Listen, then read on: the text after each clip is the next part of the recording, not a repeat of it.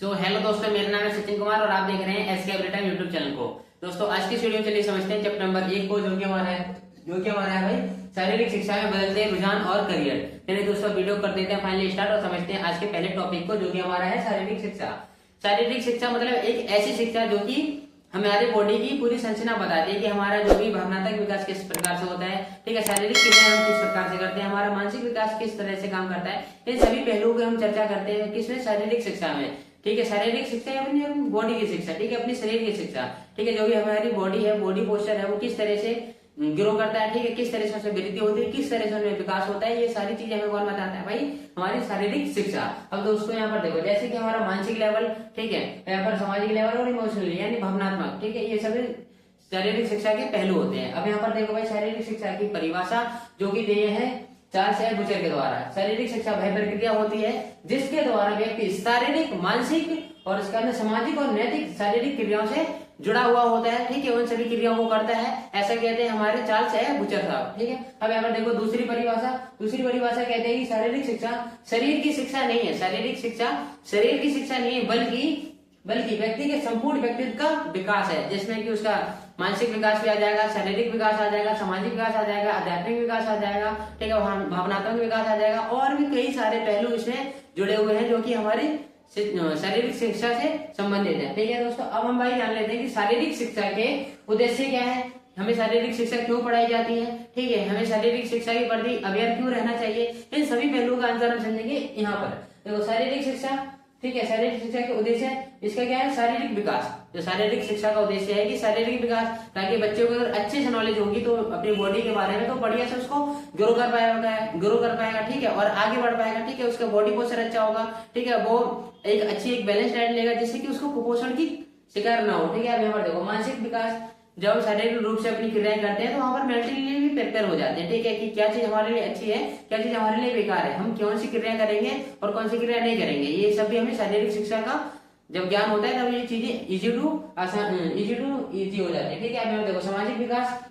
जब हम शारीरिक शिक्षा के थ्रू, ठीक है, जब कोई भी खेल प्रतियोगिता में या फिर कोई भी खेल खेलते हैं तो उसमें हमारी सहयोगात्मक क्षमता बढ़ती है, ठीक है, तो यहाँ पर सामाजिक विकास भी होता है जो कि कौन कर रहा है, शारीरिक शिक्षा कर रही है, तो इसका ये उद्देश्य हो जाता है। भावनात्मक विकास, जब हम कोई भी खेल खेलते हैं या फिर कोई भी प्रतिस्पर्धा या फिर किसी से होड़ लगाते हैं तो यहाँ पर हमारा भावनात्मक विकास भी होता है, ठीक है, फिर हम जब कभी गेम में जब हार जाते हैं, खेलों में हार जाते हैं, तो यहाँ पर हमारे इमोशन बाहर निकल के आते हैं कि काश मैं जीत जाता, ठीक है, काश मेरे थोड़े और ज्यादा मार्क्स आते तो यहाँ पर मैं जल्दी पहुंच जाता। ठीक है, अब यहाँ पर देखो नैतिक विकास, जो साथ साथ इसके शारीरिक शिक्षा क्या कर रही है भाई, लोगों का नैतिक विकास भी कर रही है, ठीक है, इसलिए इस पे ग्रो ज्यादा ध्यान दिया जाता है और बच्चों का ही ग्रो भी करता है। स्वास्थ्य संवर्धन विकास, जो भी बच्चे की हेल्थ से रिलेटेड सारी समस्या है वो इसके थ्रू सॉल्व हो जाती है, क्योंकि बच्चे को नॉलेज हो जाती है कि हमारी जो हेल्थ है वो हमारी हेल्थ के लिए क्या चीजें पॉजिटिव है, क्या चीजें नेगेटिव है, इन सभी जब पहलुओं की नॉलेज होती है तो जो भी हमारा कार्यक्रम है, ठीक है, वो बढ़िया तरीके से होता है, आसान हो जाता है, सुगम हो जाता है। व्यक्तित्व का विकास, जो शारीरिक शिक्षा है, जब व्यक्ति को इन सभी पहलुओं की जानकारी हो जाएगी, शारीरिक रूप से, मानसिक रूप से, ठीक है, भावनात्मक रूप से, सामाजिक रूप से, आध्यात्मिक रूप से और भी कई अन्य पहलुओं के थ्रू जब बच्चे को पूरी तरह से नॉलेज हो जाएगी तो वो उसका व्यक्तित्व, उसकी परसेंटेज अच्छी निखर के आएगी। ठीक है दोस्तों, अब आगे देखते हैं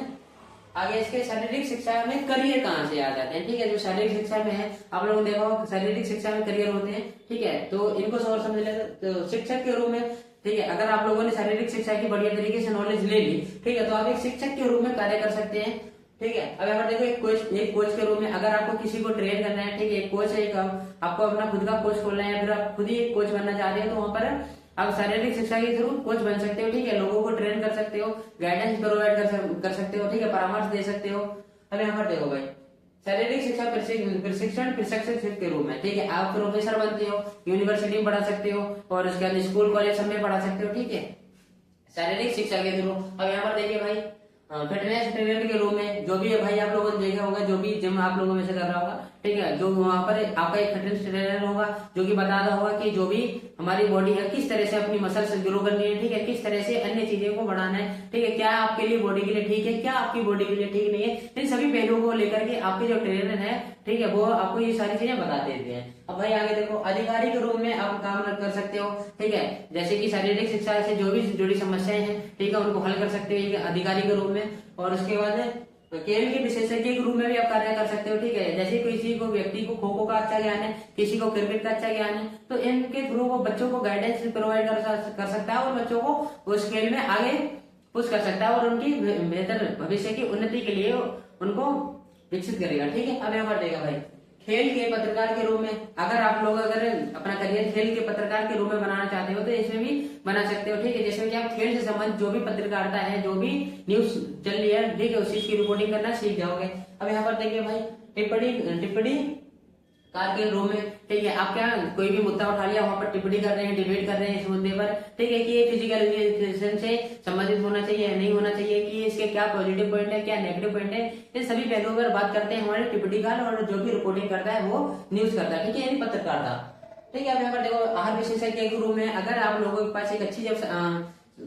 इसकी फिजिकल एजुकेशन की अच्छी एक नॉलेज हो जाएगी, तो उसके बाद में हम क्या करोगे कि आहार से विशेष जो भी आहार है, जो भी बैलेंस डाइट है, उससे संबंधित लोगों को जानकारी प्रोवाइड करवाओगे, ठीक है, अवेयरनेस फैलाओगे समाज में और जो भी हमारा वातावरण है उस सब में, ठीक है, जिससे क्या लोग पॉजिटिव सोचेंगे, ठीक है, और उनको पता चलेगा कि हमारी बॉडी पोस्चर के लिए कौन सी चीजें अच्छी है, कौन सी चीजें बुरी है, ठीक है, इन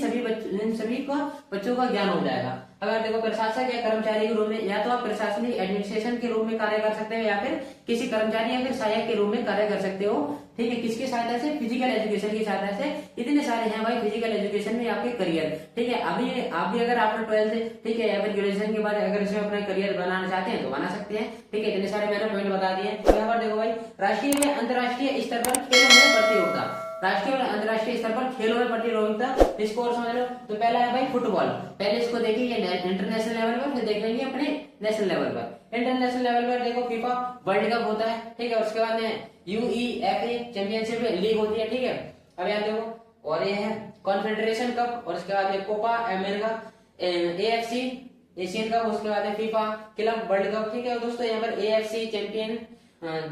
लीग, यहाँ पर ये हो गए इतने सारे नेशनल गेम है जो कि हमें फुटबॉल के थ्रू खेले जाते हैं, ठीक है। अब यहाँ पर देखो नेशनल डुरेंट कप होता है, यहाँ पर मिल जाता है, ठीक है, और आईएफए शील्ड और सबरोटो कप,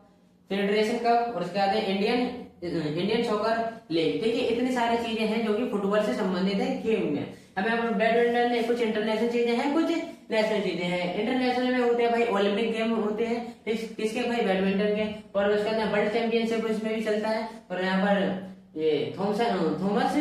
कप होता है, और उबर कप, ठीक है, उबर कप, और यहाँ पर देखो ये है सुधीरमन कप, ठीक है। ये सारे इतने सारे कैप होते हैं, ठीक है। अब यहाँ पर देखो नेशनल लेवल में क्या है, पेरीमेन बैडमिंटन लीग यहाँ पर आयोजित करते हैं, ठीक है। All India international